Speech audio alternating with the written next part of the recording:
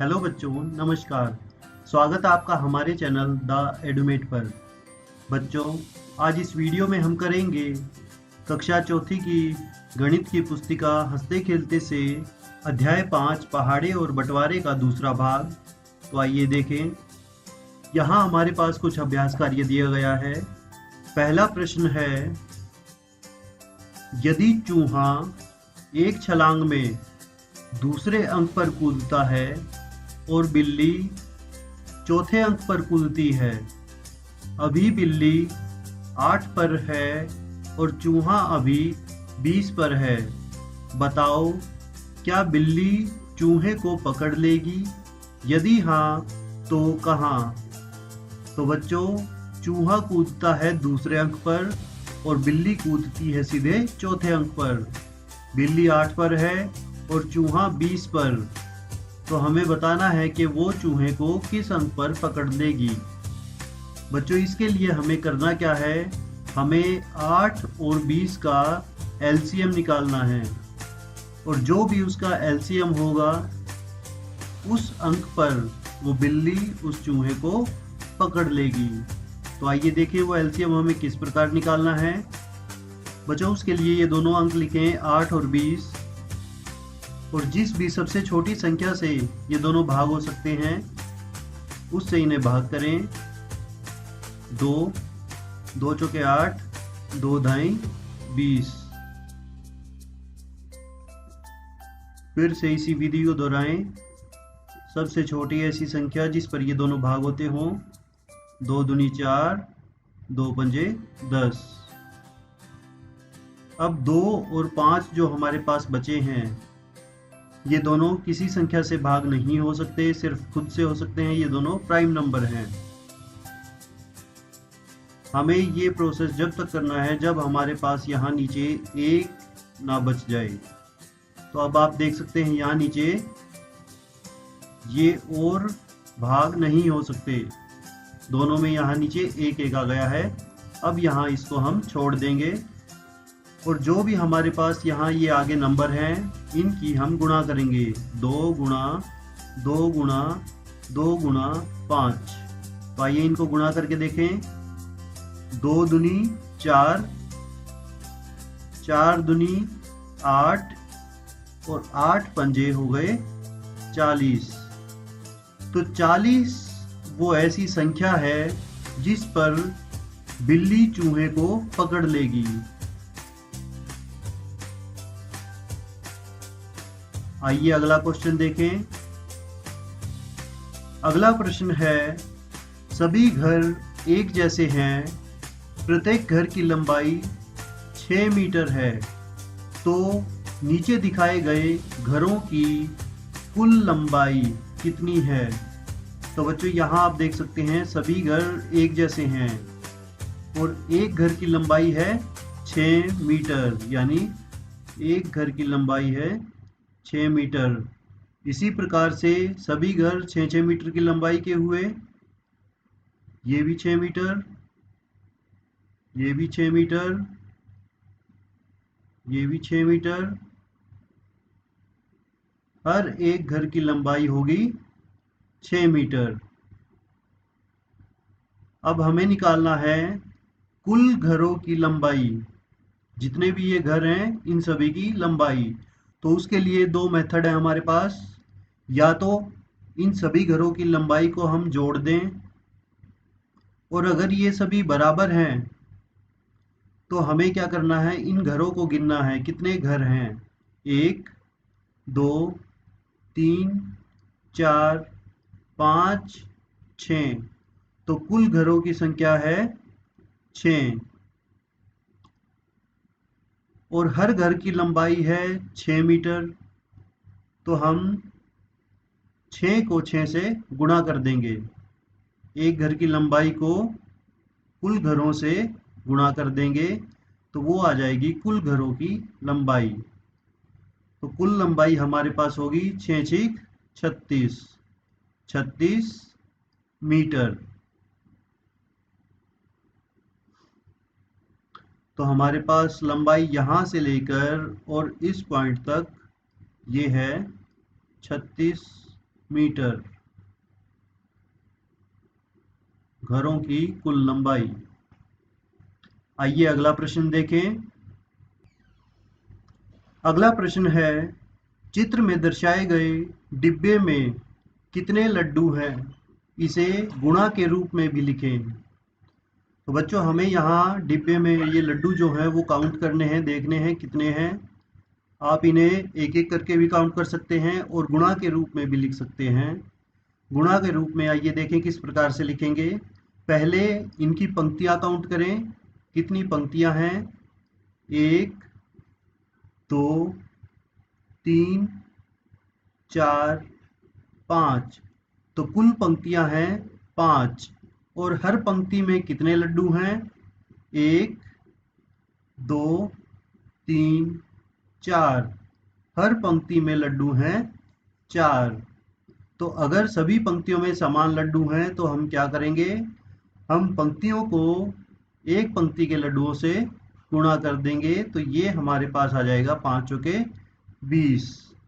तो कुल लड्डू कितने हुए, कुल लड्डू हैं यहाँ 20।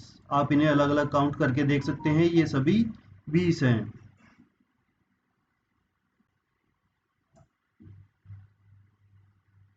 तो ये है इसका गुणा का रूप। आइए आगे चलें। आगे है, खिलौना ट्रेन के प्रत्येक डिब्बे व इंजन की लंबाई 10-10 सेंटीमीटर है। बताओ ट्रेन कितनी लंबी है। बच्चों हमें ट्रेन की कुल लंबाई बतानी है, यहाँ से और यहाँ तक कि ये ट्रेन की कितनी लंबाई है। इसका प्रत्येक डिब्बा 10 सेंटीमीटर का है, 10 सेंटीमीटर, हर एक डिब्बा 10 सेंटीमीटर का है और इंजन भी 10 सेंटीमीटर का है। तो इसके लिए हमें क्या करना है, हमें यहाँ गिनना है कि ये डिब्बे कितने हैं ट्रेन के, और उसका इंजन भी उसके साथ हम लेंगे क्योंकि उसकी लंबाई भी 10 सेंटीमीटर है, बराबर है सबकी। तो आइए देखें कितने डिब्बे हैं, 1 2 3 4 5 6 7 और एक हो गया 8। ये इंजन, इसकी लंबाई भी 10 सेंटीमीटर है, तो हम इसको भी इसी पंक्ति में काउंट करेंगे। तो टोटल डिब्बे हो गए 8। 8 को हम गुणा करेंगे 10 से, जो हर डिब्बे की लंबाई है। तो 8 दाएं 80। इस प्रकार इस रेल की लंबाई हुई 80 सेंटीमीटर। तो ये था इसका गुणा का रूप। इस प्रकार से हम इसे गुणा के रूप में निकाल सकते हैं, इसकी लंबाई ट्रेन की। इसकी लंबाई आप जोड़ के रूप में भी निकाल सकते हैं, जिसमें आप सभी डिब्बों को 10-10 सेंटीमीटर को अलग से जोड़ जोड़ कर निकालेंगे, तो वो भी आपके पास लंबाई आएगी 80 सेंटीमीटर। आइए आगे चलें। आगे है, एक पंक्ति में 6 कप। तो एक बार 6 कप आए, तो इसको हमने लिखा 1 गुणा 6, जो कि बराबर है 6 के। इसी प्रकार एक पंक्ति में 10 पेंसिल। इसका क्या अर्थ है, इसका अर्थ है एक बार 10। 10 कितनी बार है, एक बार, तो हम 1 को गुणा कर देंगे 10 से, तो उसका उत्तर आएगा 10। 10 एकम 10। इसी प्रकार एक पंक्ति में 8 कार, यानी एक बार 8। 8 है और वो कितनी बार, सिर्फ एक बार, तो 1 गुणा 8 8। इसी प्रकार एक बेल पर 6 तरबूज, तो एक बार 6, ये हो जाएगा 1 गुणा 6 और उत्तर आएगा 6।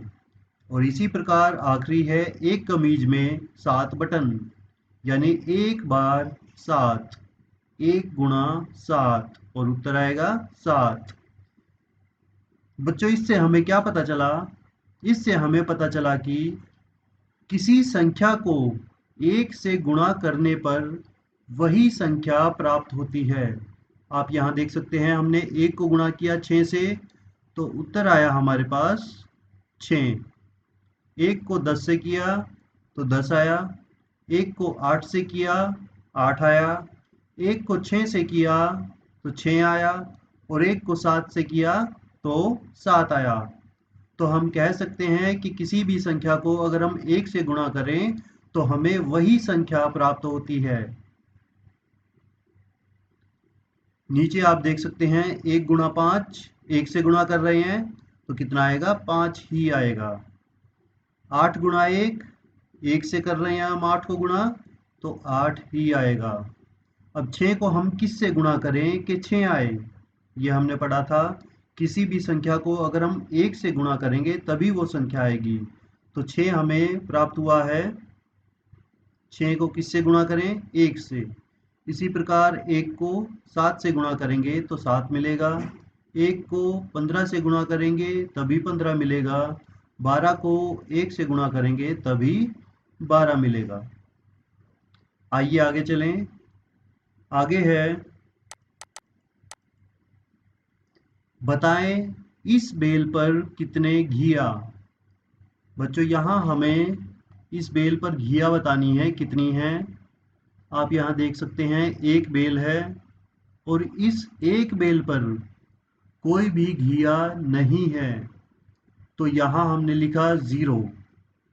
तो एक बेल पर 0 घिया, तो 0 को हमने 1 से गुणा किया तो क्या आया, 0।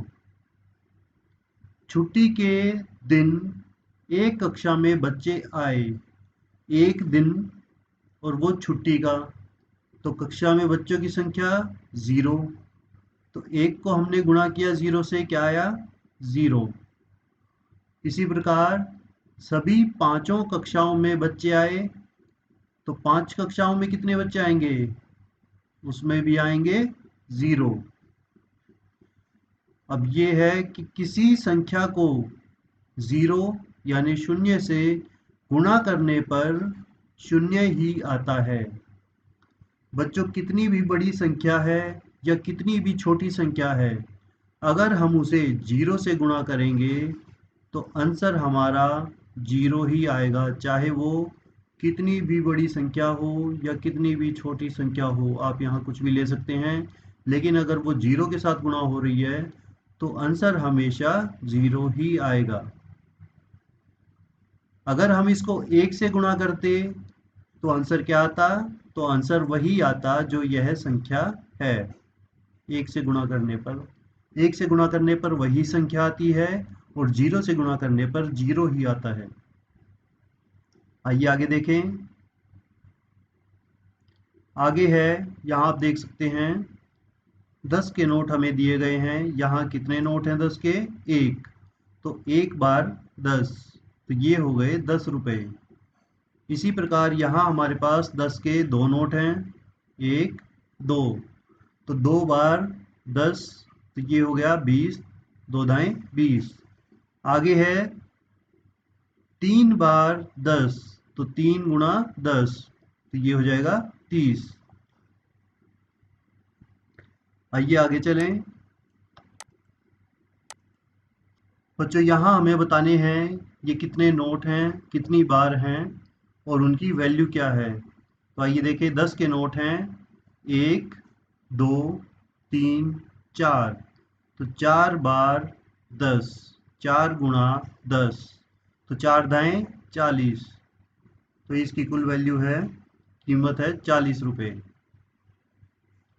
आगे 1 2 3 4 5 6 7 8, 8 बार 10, 8 दाएं 80, तो ये हो गया 80। इसी प्रकार नीचे दिए गए हैं 100 के नोट, आइए इन्हें भी करें। 1 बार 100, तो यहाँ हो गए 100 रुपये। 2 बार 100, 200 रुपये।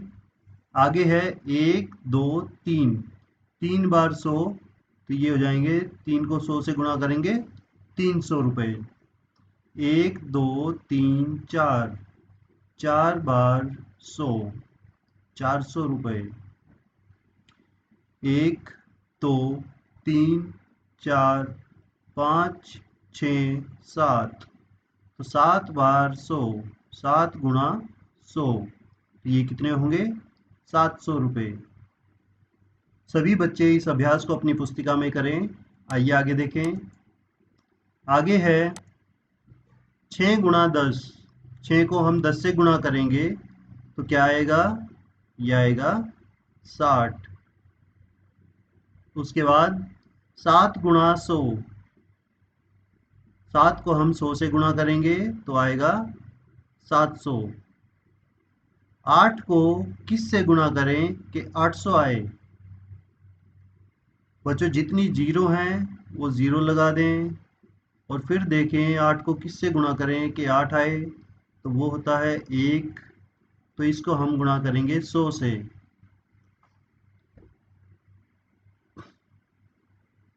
इसी प्रकार 5 को 1000 से हमने गुणा किया तो पीछे आप देख सकते हैं 3 ज़ीरो हैं, तो 3 ज़ीरो यहाँ लगाएं और जब 5 को 1 से हम गुणा करेंगे तो यहाँ 5 आ जाएगा। तो इस प्रकार ये हुआ 5000। इसी प्रकार किस नंबर को, किस संख्या को 1000 से गुणा करें कि 6000 आए? तो हम जब 6 को 1000 से गुणा करेंगे तो 1000 की वो 3 ज़ीरो यहाँ हो गई और जब 6 को 1 से गुणा किया तो यहाँ 6 आ गया। तो 6 को हम 1000 से गुणा करेंगे जिससे 6000 आएगा। अगला है 9 गुणा डैश 900। तो 9 को कितने से गुणा करें कि 900 आए? पीछे आप देख सकते हैं इकाई व दहाई के स्थान पर 2 जीरो हैं, तो 2 ज़ीरो लगाएं और उसके पहले है सैकड़े पर है 9। तो 9 को हम किस से गुणा करें कि 9 ही आए? तो वो संख्या होगी 1। किसी भी संख्या को जब हम 1 से गुणा करते हैं तो वही संख्या आती है। तो ये हो गया 100। 9 को हम गुणा करेंगे 100 से तो आएगा 900। आगे है 7 गुणा 20। बच्चों इस 20 को हम लिख सकते हैं 2 गुणा 10। तो यहाँ हमने लिखा 7 गुणा 2 गुणा 10। इस 20 के हमने टुकड़े कर लिए 2 गुणा 10 में। अब 10 की संख्या को हम अलग लिखेंगे और जो अलग दो संख्याएं थी उनको हम गुणा कर लेंगे। 7 दूनी 14 और 10 को गुणा में ही रखेंगे, तो ये हमारे पास आ गया 140। 14 गुणा 10 140। इसी प्रकार से 6 गुणा इस 50 को हम टुकड़े करेंगे तो 50 को हम लिख सकते हैं 5 गुणा 10। हमें इसे 10 की फॉर्म में लिखना है तो इस 50 को हमने लिख लिया 5 गुणा 10। इसके बाद इस 6 और 5 को हम गुणा करेंगे। 6 पंजे 30 गुणा जो हमारा बच गया था 10। तो 30 को जब हम 0 से गुणा करेंगे तो आएगा 0 और उसके बाद जब हम 30 को इस 1 से गुणा करेंगे तो आएगा 30। तो ये संख्या हमारे पास हो गई 300। अगला है 9 गुणा 60। 9 गुणा 60 के हम टुकड़े कर लेंगे 6 गुणा 10। ये हमने 60 के टुकड़े किए। अब इन दो संख्याओं का हम गुणा करेंगे 9 छिक 54। तो ये हमारे पास हो गया 54 गुणा 10। इस 10 को ऐसे लिखें बराबर है 54 को जब हम 0 से गुणा करेंगे, 54 को हमने गुणा किया 0 से, तो 0 को हम किसी भी नंबर से गुणा करते हैं तो 0 ही आता है।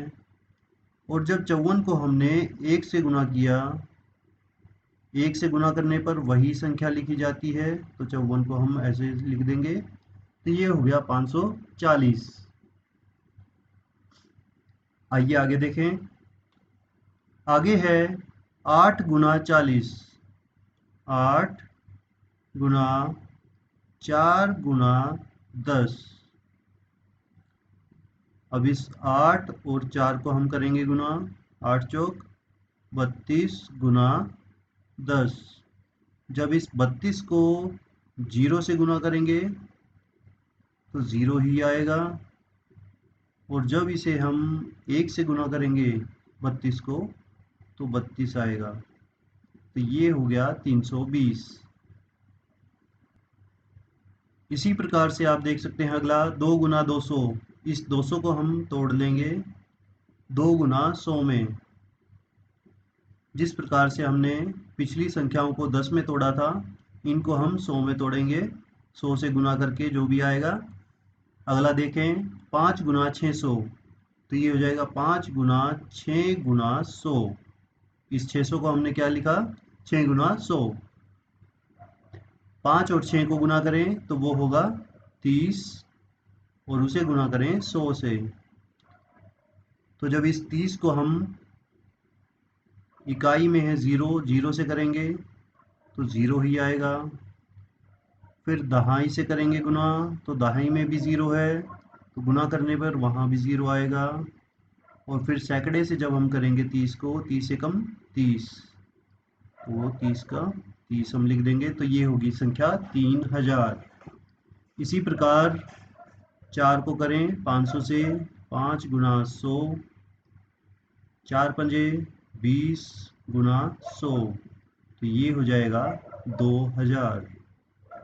और अगला 7 गुना 7 गुना 100, ये हो जाएगा 49 गुना 100, 4900।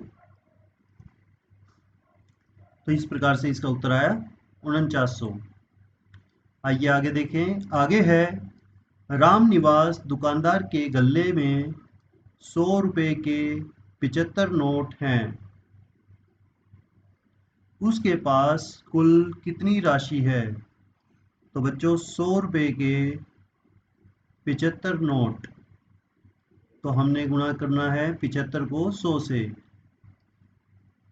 तो जब 75 को हम गुणा करेंगे इस 100 की इकाई वाली संख्या से, तो ये आएगा 0। किसी भी संख्या को 0 से गुणा करेंगे तो 0, इकाई पर लिखेंगे 0। फिर दहाई से करेंगे जब 75 को, तो वहाँ भी हम उसको 0 से गुणा कर रहे हैं, तो दहाई पर भी आएगा 0। और जब सैकड़े पर करेंगे हम 1 से गुणा, तो जिस भी संख्या को 1 से गुणा करते हैं तो वो सेम संख्या आती है, तो यहाँ 75 आ जाएगा। तो ये संख्या हो गई हमारी 7500। तो उसकी राशि है कुल 7500, 7500 रुपये। रामनिवास ने अपनी दुकान के लिए 4 बोरी चीनी खरीदी। यदि एक बोरी में 100 किलोग्राम चीनी आती है तो 4 बोरियों में कितनी चीनी आएगी? बच्चों एक बोरी में है 100 किलोग्राम, तो 4 बोरियों में कितनी आएगी, यानी 4 बार 100, 4 गुणा 100, तो वो हो जाएगी 400 किलोग्राम। तो कुल चीनी है 400 किलोग्राम। अगला भाग, उसने चीनी की बोरियों को दुकान तक पहुंचाने के लिए एक रिक्शा वाले की मदद ली। यदि रिक्शा वाले ने प्रत्येक बोरी के लिए 10 रुपये लिए हों तो उसने रिक्शा वाले को कितने रुपए दिए? तो बच्चों एक बोरी के लिए 10 रुपये, और कुल बोरियां कितनी थी, 4, यानी 4 बार 10 रुपये, तो 4 दाएं 40, तो उसने रिक्शा वाले को दिए 40 रुपये। तो बच्चों आज के लिए बस इतना ही। आशा करता हूँ आपको यह समझ आ गया होगा। अगर आपको किसी भी प्रकार की कोई कठिनाई है तो आप हमें कमेंट सेक्शन में बता सकते हैं। इस वीडियो को लाइक तथा शेयर करें और हमारे चैनल को सब्सक्राइब करें। धन्यवाद।